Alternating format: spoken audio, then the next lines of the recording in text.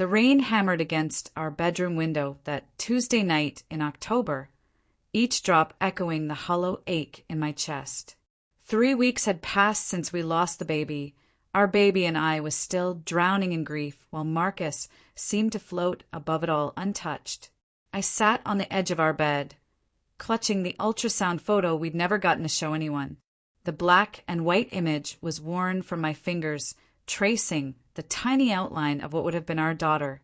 We'd already picked out names, painted the nursery a soft lavender, and I'd started showing just enough that my scrubs felt snug around my waist. "You're doing it again," Marcus said from the doorway, his voice carrying that familiar edge of impatience. He loosened his tie, the same burgundy one I'd bought him for our anniversary last year when everything felt possible, staring at that picture. I looked up at him. This man I'd loved for 6 years, married for 3.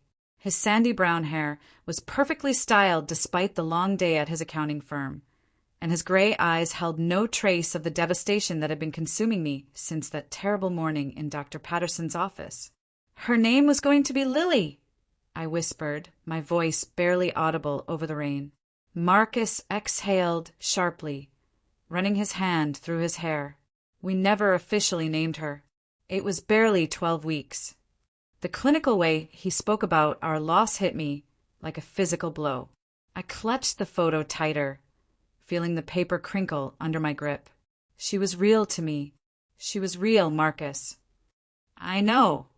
But he stopped, seemingly struggling with his words. In the dim light of our bedroom, I could see the frustration building in his expression. "It's been 3 weeks, babe. Maybe it's time to, I don't know, move forward." Move forward, as if grief operated on his carefully organized timeline, filed away neat and clean like his tax returns. I stood up slowly, my legs unsteady.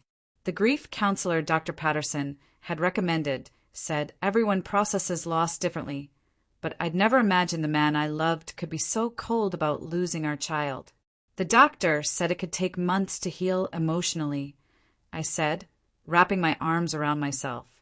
"I'm trying, but I can't just turn it off." "I'm not asking you to turn it off." His voice rose slightly, and I could see him fighting for patience. "But you've barely left this room. You called in sick to work again today. Mrs. Henderson from next door keeps asking if you're okay because she sees you crying on the porch." Heat flooded my cheeks. I worked as a pediatric nurse at Denver General, and being around sick children while grieving our lost baby felt impossible. My supervisor, Patricia, had been understanding so far, but I knew my extended absence was causing problems. "I just need more time," I said, sinking back onto the bed. Marcus sat down beside me, and for a moment I thought he might pull me close, might finally acknowledge the magnitude of what we'd lost together. Instead, he stared straight ahead at the dresser where I'd placed the baby shoes my sister Maddie had sent from Portland. Tiny white booties that would never be worn. "The thing is," he said carefully, "crying every day isn't going to bring the baby back." The words hung in the air like smoke, acrid and suffocating. I turned to look at him, searching his face for any sign that he understood how cruel that sounded. "I know that," I managed to say. "Do you?" He turned to face me fully, and I saw something in his eyes I'd never seen before, not just impatience, but genuine annoyance. "Because it feels like you're wallowing, like you're choosing to stay stuck in this." Wallowing. The word sliced through me, sharp and precise. I thought about the hours I'd spent researching Miscarriage, trying to understand if I'd done something wrong. The sleepless nights spent wondering if the stress from my job had somehow caused this. The way I'd stopped eating regular meals because food tasted like ash in my mouth. "I'm grieving," I said, my voice stronger now. "I'm grieving our daughter." "You cry too much," he said, the words coming out in a rush like he'd been holding them back for weeks. "You cry about everything lately. The baby, the nursery, that stupid rocking chair we bought. You cried because the grocery store was playing that song from the commercial with the baby in it. It's too much." The silence that followed felt apocalyptic. Outside, the rain had intensified, and somewhere in the distance, I could hear the low rumble of thunder approaching Denver. The city lights blurred through our rain-streaked window, creating an impressionistic painting of my collapsing world. "Too much," I repeated, tasting the words like poison. Marcus reached for my hand, but I pulled away. "I didn't mean it like that. I just think maybe you should talk to someone. A professional. This level of grief, it's not healthy." I stood up abruptly, the ultrasound photo falling from my lap to the hardwood floor. Looking down at it lying there, I felt something shift inside me, not healing, but hardening, like emotional scar tissue forming in real time. "I'm going to sleep in the guest room tonight," I said quietly. "Come on, don't be dramatic." "Dramatic?" I turned to face him, and I could feel tears burning behind my eyes, but I refused to let them fall. Not anymore. Not in front of him. "Our baby died, Marcus. She died inside me, and I had to go to the hospital, and they had to remove her." I held her tiny hand. It was no bigger than my thumb. "And you think I cry too much?" He opened his mouth to respond, but I was already walking toward the door. "Wait," he called after me. "Let's talk about this. I'm sorry, okay? I shouldn't have said that." I paused in the doorway, not turning around. The guest room was just down the hall, a space we'd used for visiting family and storage. It suddenly felt like the only safe place in our house. "Some things can't be taken back," I said. That night, I lay in the narrow twin bed surrounded by boxes of Christmas decorations and old photo albums, listening to the rain and the sound of Marcus pacing in our bedroom. I thought about the woman I'd been 6 months ago, confident, optimistic, planning a future that included tiny feet running through our house. That woman felt like a stranger now. I pulled out my phone and scrolled through the messages I'd been ignoring. Patricia from work, asking when I might return. My sister Maddie, checking in from Portland. My best friend Reagan, who'd been trying to get me to go to lunch for weeks. But it was the text from my mom that made me stop scrolling. "Honey, I know you're hurting. Remember that you're stronger than you know. Call me when you're ready." I set the phone aside and stared at the ceiling, listening to the storm rage outside. In the morning, I would have to decide what came next. But tonight, for the first time in 3 weeks, I felt something other than overwhelming sadness. I felt angry. I woke up in the guest room to the smell of coffee and bacon, Marcus's attempt at an apology breakfast. The October morning light filtered through the smaller window, casting everything in a pale, washed-out glow that matched how I felt inside. For a moment, I'd forgotten where I was and why, but reality crashed back quickly enough. My phone showed 7 missed calls from Patricia at the hospital and a text that made my stomach drop. "Need to talk today. Please call when you get this." I could hear Marcus moving around the kitchen downstairs, the familiar sounds of his morning routine, opening cabinets, running water, the soft clink of dishes. For 3 years, those sounds had meant comfort and normalcy. Now they felt like they belonged to someone else's life. I showered and dressed carefully, choosing a navy sweater and jeans instead of my usual casual clothes. Something about putting on real clothes felt like armor, a way to face whatever this day would bring. When I walked into the kitchen, Marcus looked up from his phone with relief written across his face. He'd set out my favorite mug, the ceramic one Reagan had brought me from her trip to Santa Fe, and made my coffee exactly how I liked it. 2 sugars, splash of cream. "Morning," he said carefully, like he was testing the temperature of bathwater. "Morning." I took the coffee but didn't sit down at our small breakfast table where we'd shared thousands of meals, where we'd planned our future and dreamed about our baby. "I made your favorite," he said, gesturing to the pan of scrambled eggs with cheese. "And I called Patricia, told her you'd been dealing with a family emergency, but that you'd be back soon." I stared at him over the rim of my mug. "You called my boss?" I thought I was helping. Without asking me. The kitchen fell silent except for the hum of our refrigerator and the distant sound of traffic on Colfax Avenue. Through our window, I could see Mrs. Henderson in her garden, tending to her late-season roses with the patience I used to admire. "I was trying to protect your job," Marcus said. "I know how much it means to you." "You don't get to make decisions about my life for me," I said quietly. "Especially not now." He set down his coffee cup harder than necessary. "I'm trying to help you get back to normal. We both need to get back to normal." There was that word again, normal. As if we could simply rewind 3 weeks and pretend none of this had happened. As if the nursery upstairs wasn't still painted lavender with a crib that would never be used. "What if I don't want normal?" I asked. "What if normal feels like betraying her memory?" Marcus's jaw tightened. She wasn't even born. How can she have a memory? The coffee mug slipped from my hand, shattering against the kitchen tiles in an explosion of ceramic and brown liquid. The sound was sharp and final, and we both stared at the mess for a moment.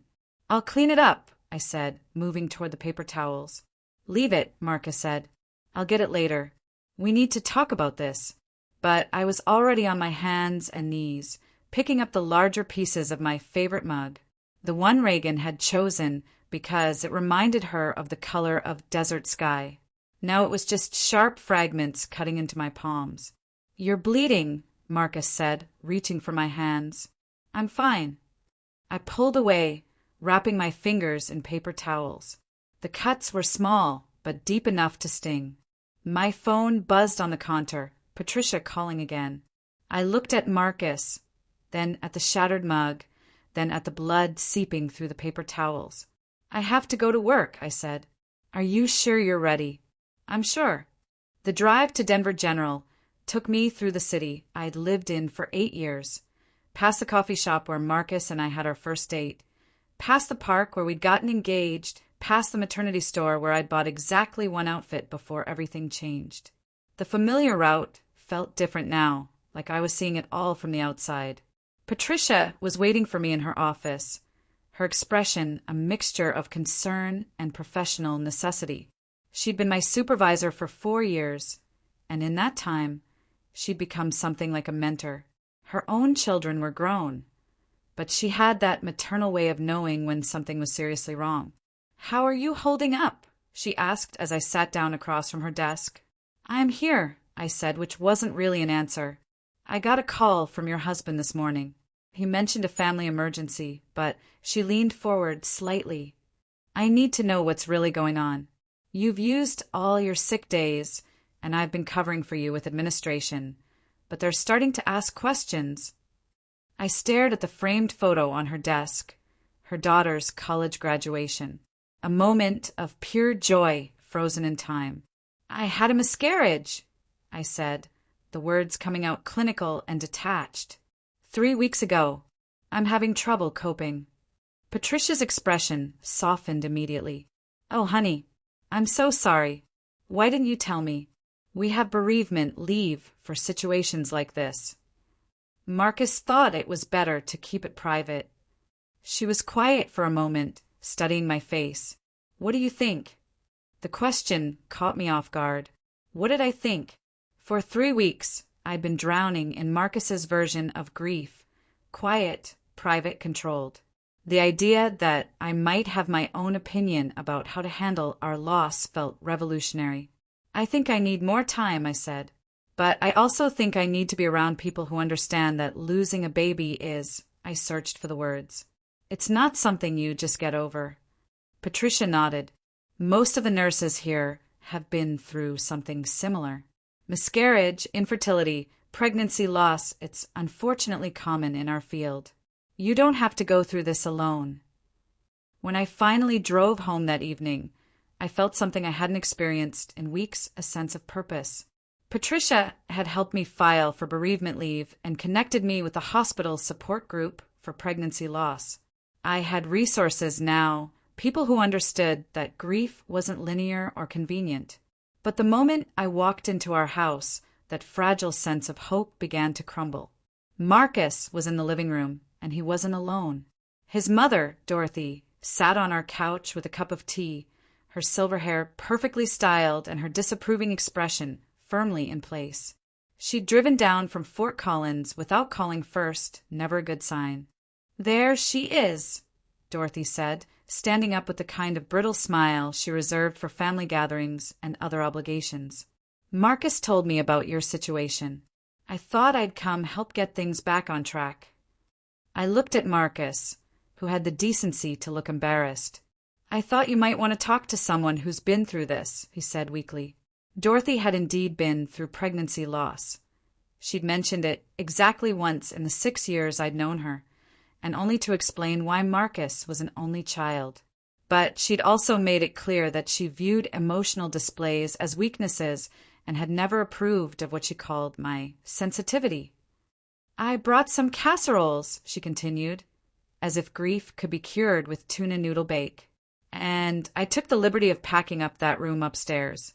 No sense in leaving all those baby things out where they'll just make you sad." The words hit me like a physical blow. The nursery, our nursery, with the crib we'd assembled together and the mobile that played Brahms' Lullaby, packed away like it had never existed. "You did what?" I managed to say, "Oh, don't worry, dear. I saved everything in boxes in the garage. But keeping a shrine isn't healthy. You need to move forward."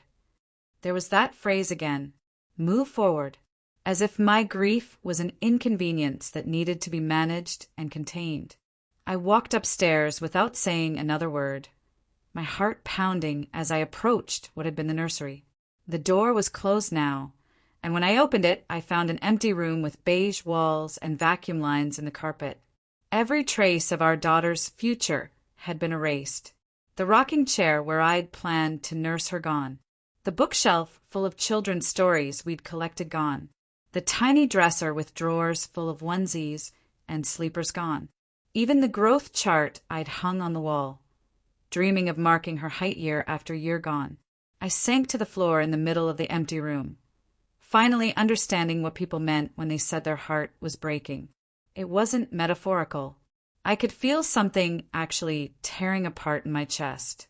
That's where Marcus found me 20 minutes later. "She was trying to help," he said from the doorway. I looked up at him through tears I couldn't control anymore. This was her room. It was an empty room with stuff we bought for a baby who... He stopped himself, but the damage was done. "Who what, Marcus? Say it. Who isn't coming?" I stood up slowly, feeling older than my 32 years. "Your mother packed up our daughter like she was clearing out a closet. My mother lost 3 babies before she had me. She knows what she's talking about. And did anyone tell her she cried too much?" Marcus flinched. "That's not fair." "Fair." I laughed, but there was no humor in it. "You want to talk about fair? I'll tell you what's not fair. What's not fair is losing our baby and then being told I'm grieving wrong. What's not fair is coming home to find every trace of her erased because my sadness makes everyone uncomfortable." I walked past him toward the stairs, but he caught my arm. "Where are you going?" "To get my things from the guest room," I said. "I'm going to stay with Reagan for a while. Come on, don't be dramatic. My mom will leave tomorrow and we can talk about this." I turned to face him fully. "I'm not being dramatic. I'm being honest. I can't stay in a house where my grief is treated like a character flaw." "I never said it was a character flaw. You said I cry too much." The words came out steady and clear. "You said I was wallowing. Your mother packed up our baby's room without asking me. And you think the problem is that I'm being dramatic." For the first time since our fight the night before, Marcus looked uncertain. "I just want us to get through this." "So do I," said. "But we're not going through this together. You're going through it by pretending it didn't happen, and I'm going through it alone." That night, I packed a suitcase while Dorothy and Marcus talked quietly downstairs. I could hear fragments of their conversation, words like overreacting and needs time and always been emotional. They were discussing me like I was a problem to be solved rather than a person to be supported. When I carried my suitcase down the stairs, they both looked up from the couch. "This is silly," Dorothy said. "Running away won't change anything." I'm not running away, I said. I'm going somewhere I can grieve without being told I'm doing it wrong. Marcus stood up. How long? I don't know. What am I supposed to tell people? The question revealed everything I needed to know about his priorities. Even now, he was worried about appearances, about what people would think, about maintaining the facade that everything was fine. Tell them the truth, I said. Tell them we lost our baby, and we're dealing with it differently. I walked out into the October night, my suitcase wheels clicking against the sidewalk as I headed to my car.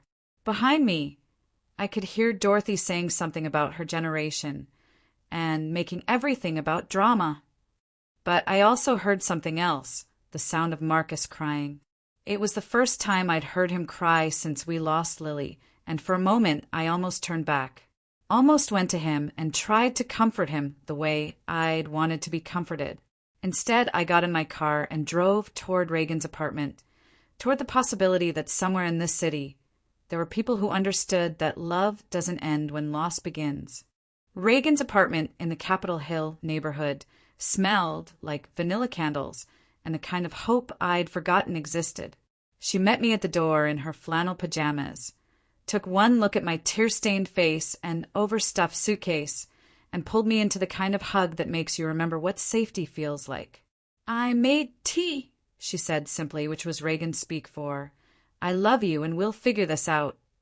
Her one-bedroom apartment was everything mine wasn't cluttered with books and plants. Walls covered in photos from her travels as a freelance photographer. Afghans thrown over mismatched furniture that somehow worked together perfectly.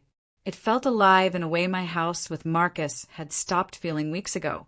So, she said, settling us both on her couch with steaming mugs of chamomile tea, want to talk about why you're here, or should we start with why you should have been here weeks ago?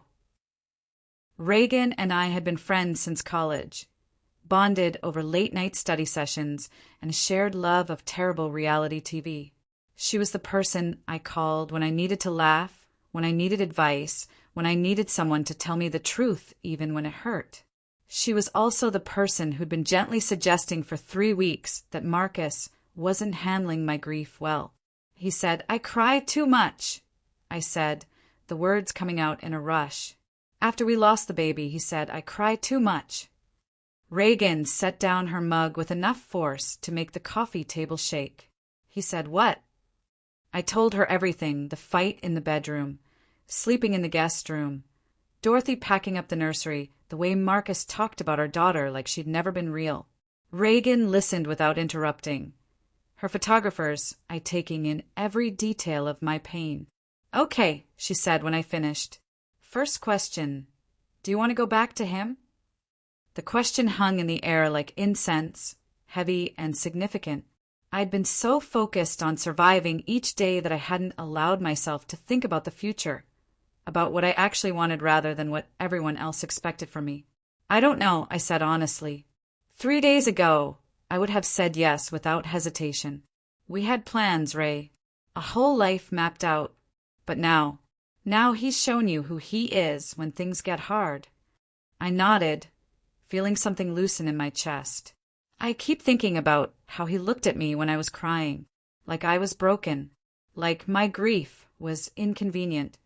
Reagan tucked her legs under her, a gesture I remembered from countless late-night conversations in our dorm room. You know what I think? I think you're not crying too much. I think you're crying exactly the right amount for someone who lost their baby. The words hit me like relief and validation wrapped together. For 3 weeks, I'd been questioning my own emotional responses, wondering if maybe Marcus was right, maybe I was wallowing, maybe I was choosing to stay stuck in grief. My mom called today, I said. She wants to drive down from Cheyenne this weekend. She's been worried. What did you tell her? Nothing yet. Marcus doesn't want people to know about the miscarriage. He says it's private. Reagan made a sound that was half laugh, half snort. Private? Honey, you're not protecting anyone's privacy. You're protecting his comfort. That night, I slept better than I had in weeks. Reagan's guest bed was actually a pull-out couch in her living room. but the sounds of the city outside, traffic, music from the bars on Colfax, the occasional siren felt like life continuing instead of life standing still. The next morning, Reagan had already left for a photo shoot, but she'd left coffee and a note. Take your time figuring things out. The couch is yours as long as you need it. Also, call your mom. Love, R. I did call my mom, and hearing her voice made me realize how much I'd been isolating myself. Linda Morrison had raised 3 daughters, mostly on her own after my dad died when I was 16, and she had a way of cutting through confusion to get to the heart of things. Baby girl, she said when I told her where I was staying, I've been worried sick. That husband of yours told me you were fine. Just needed rest. But I could hear in your voice that something was wrong. I lost the baby, Mom. The silence on the other end of the line stretched long enough for me to wonder if the call had dropped. When she finally spoke, her voice was thick with tears. Oh, sweetheart, I'm so sorry. Why didn't you tell me? Marcus wanted to keep it private. Private. There was that edge in her voice that I remembered from childhood, the one that appeared when someone had hurt one of her daughters. Losing a grandchild isn't something you keep private from family. She was in her car within the hour, making the 2-hour drive from Cheyenne to Denver without hesitation. When she arrived at Reagan's apartment, she took one look at me and did what she'd always done best. She held me while I cried and didn't tell me to stop. I brought photo albums, she said later, settling beside me on Reagan's couch. I thought you might want to see the pictures from when you were born. She opened the worn album to pages I hadn't seen in years, photos of me as a tiny baby, pictures of my dad holding me with an expression of pure wonder, shots of my mom looking exhausted but radiant in her hospital bed. You were so wanted, she said softly. Your dad and I tried for 2 years to get pregnant with you. When we finally did, we were terrified something would go wrong. Every doctor's appointment, every milestone, we held our breath. Did you ever lose a baby? I asked. She nodded, turning the page to a photo of my dad pushing me on a swing set. Between you and Maddie, I had 2 miscarriages. Your father and I, we grieved differently. He wanted to fix things, to move forward quickly. I needed time to feel the loss. How did you work through it? We went to counseling, she said simply, and I joined a support group at our church. Your father came with me sometimes, even though it made him uncomfortable. He learned that my way of grieving wasn't wrong, just different. That afternoon, my mom and I drove to the support group meeting at Denver General that Patricia had told me about. The conference room was small and warm, filled with women of different ages who all had the same look in their eyes, the look of people who understood loss intimately. There was Maria, who'd lost her son at 36 weeks. Janet, who'd had 7 miscarriages before finally carrying a baby to term. Keisha, whose daughter had been stillborn just 3 months ago. And Dr. Susan Chin, the counselor who facilitated the group and had experienced her own pregnancy losses.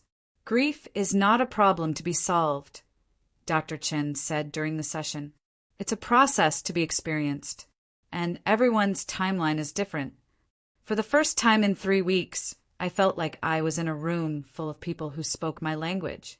When I shared my story about losing Lily, about Marcus's reaction, about feeling like my grief was too much heads nodded in understanding rather than impatience. My husband said something similar, Maria shared. He told me I needed to get over it, and that dwelling on our loss wasn't healthy. What he didn't understand was that I wasn't dwelling, I was processing. There's a difference.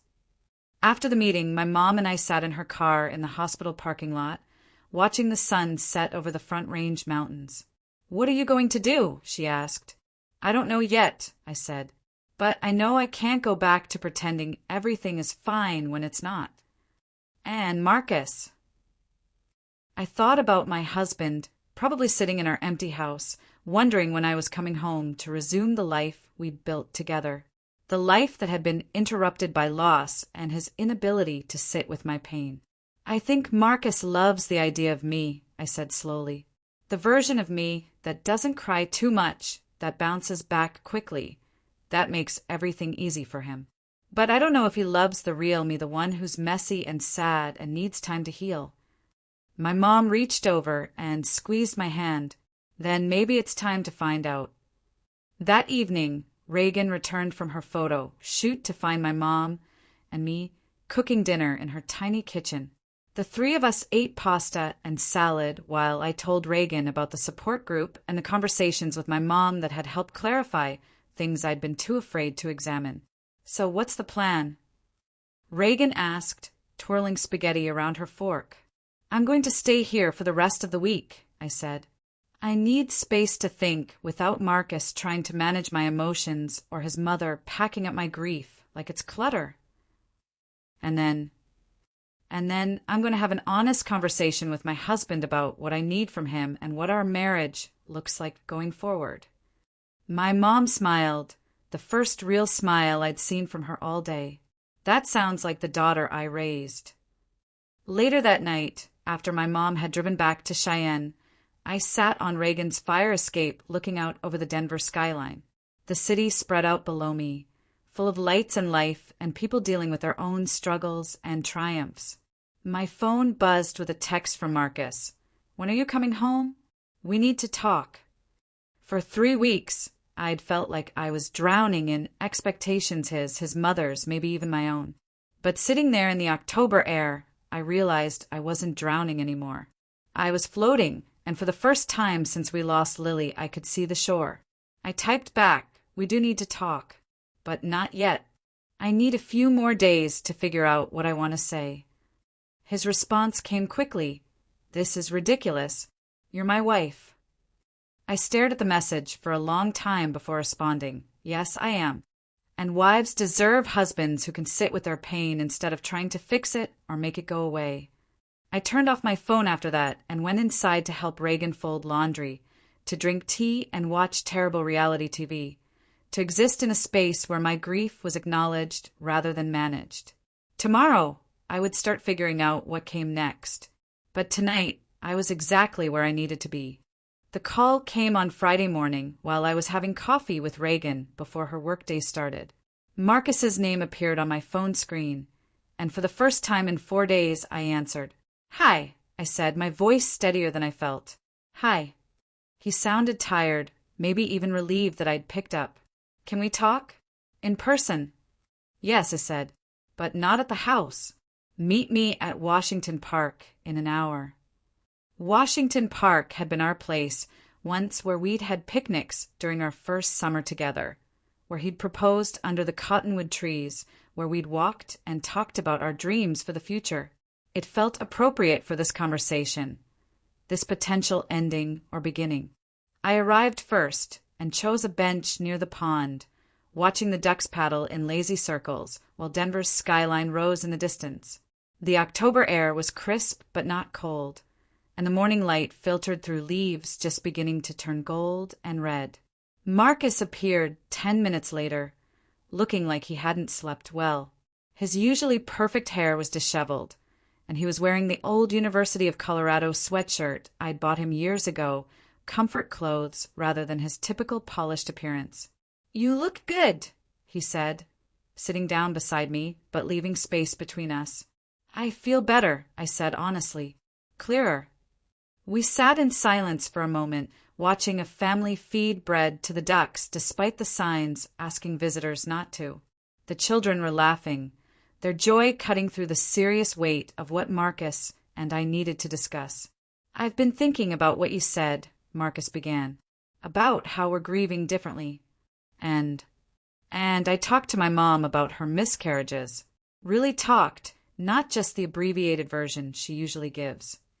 He turned to face me. She said the worst part wasn't losing the babies.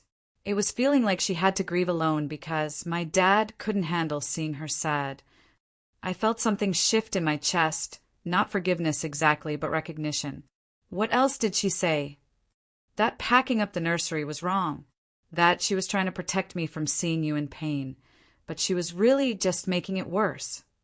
He ran his hand through his hair, a gesture I'd seen thousands of times, but that somehow looked different now.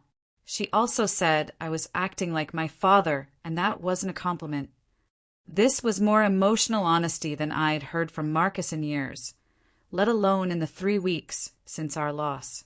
But I'd learned something important during my time away from him. That acknowledgement of mistakes wasn't the same as understanding or change. "I'm glad you talked to her," I said. "But, Marcus, this isn't just about the nursery or your mom. This is about how you responded to my grief. How you made me feel like my sadness was too much, too long, too inconvenient." He was quiet for a long moment, watching the ducks. "I know, and I'm sorry. I didn't know how to help you, and watching you cry every day was killing me."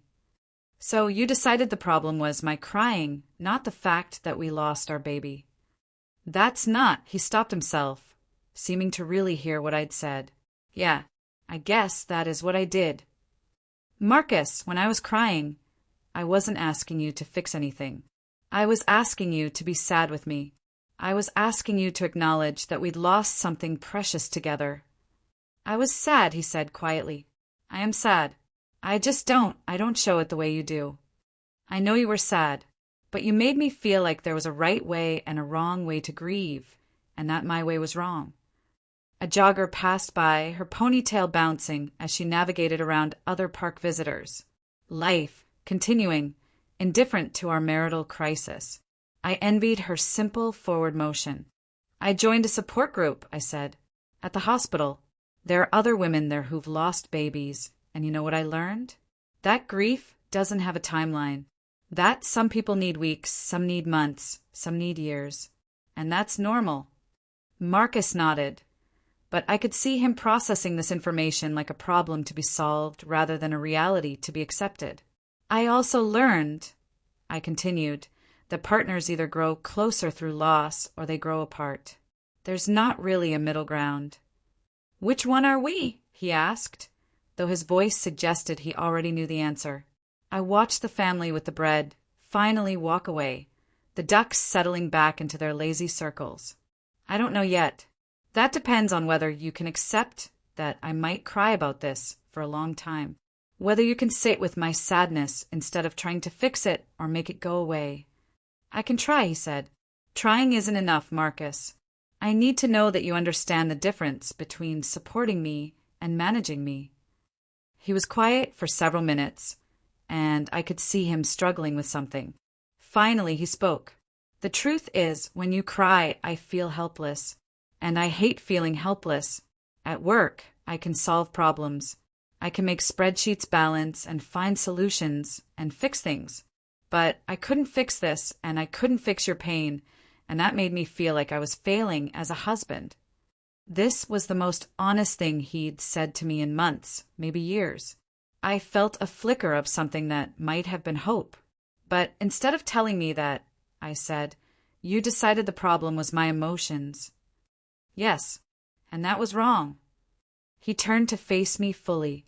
"I'm sorry. I'm sorry I said you cried too much. I'm sorry I made you feel like your grief was inconvenient. I'm sorry I let my mom pack up the nursery without asking you." The apology felt genuine, but I'd learned something else during my week away from him. That sorry was just the beginning, not the end. "What are you going to do differently?" I asked. "I want to go to counseling. Together. And I want to go to that support group with you if they allow partners." "They do," I said. "But Marcus, counseling only works if you actually want to change, not if you just want me to come home." "I do want you to come home," he said, "but I also know that the way things were before isn't working. For either of us." I stood up from the bench, needing to move, to think.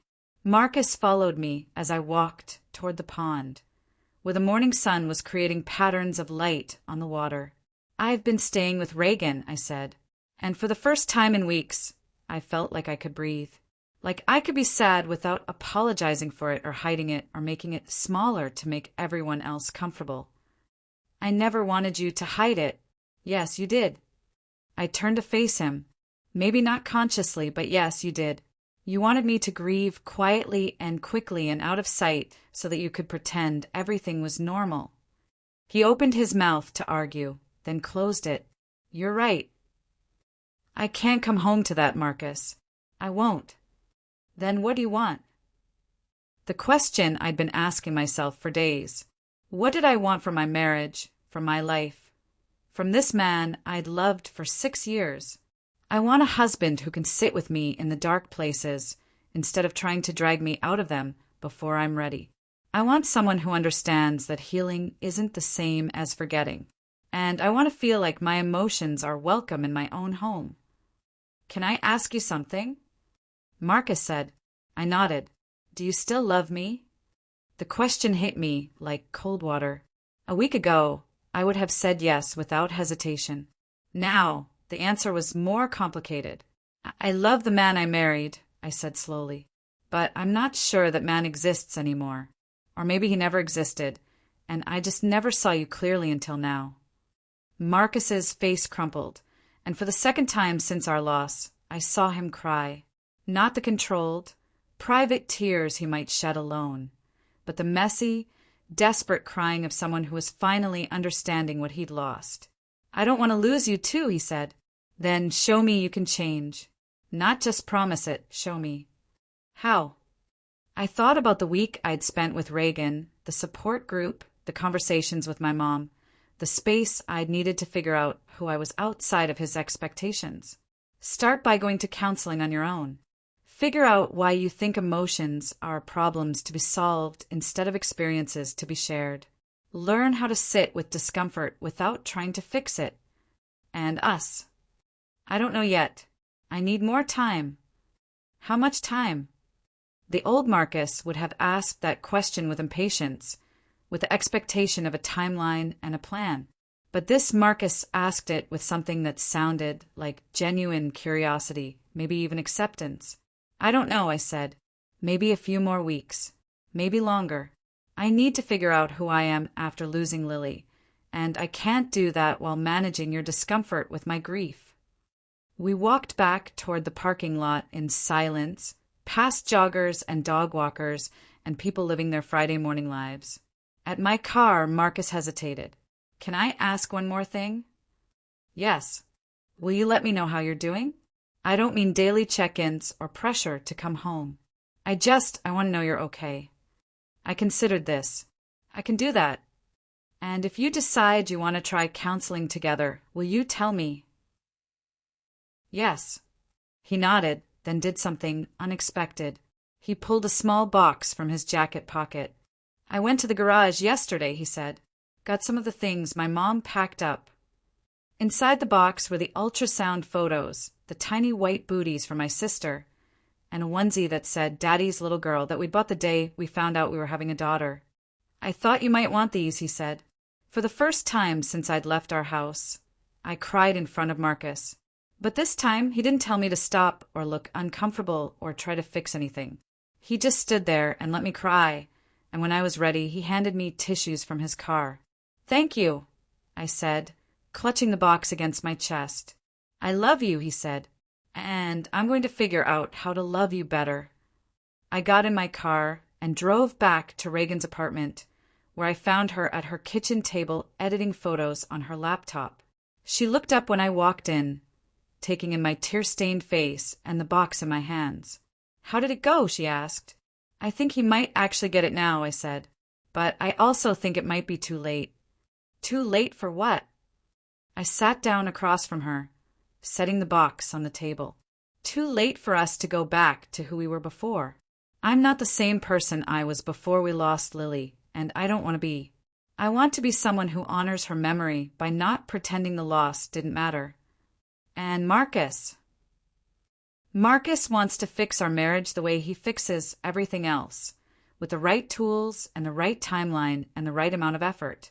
But some things can't be fixed, Ray. Some things can only be rebuilt from scratch. That afternoon, I called Dr. Chun from the support group and made an appointment for individual counseling. I also called my supervisor, Patricia, and arranged a return to work the following Monday, but with a modified schedule that would allow me to attend therapy and support group meetings. I was building a new life, piece by piece. Whether that life would include Marcus remained to be seen. 3 weeks later, I was sitting in Dr. Chen's office when she asked me a question that crystallized everything I'd been feeling. "What would it look like," she said, "to build a life that honors both your loss and your future?" I thought about Lily, about the daughter I'd never get to raise but would always love. I thought about Marcus, working through his own issues in individual therapy and attending grief support meetings. I thought about the marriage we'd had and the one we might build if we both did the hard work of changing.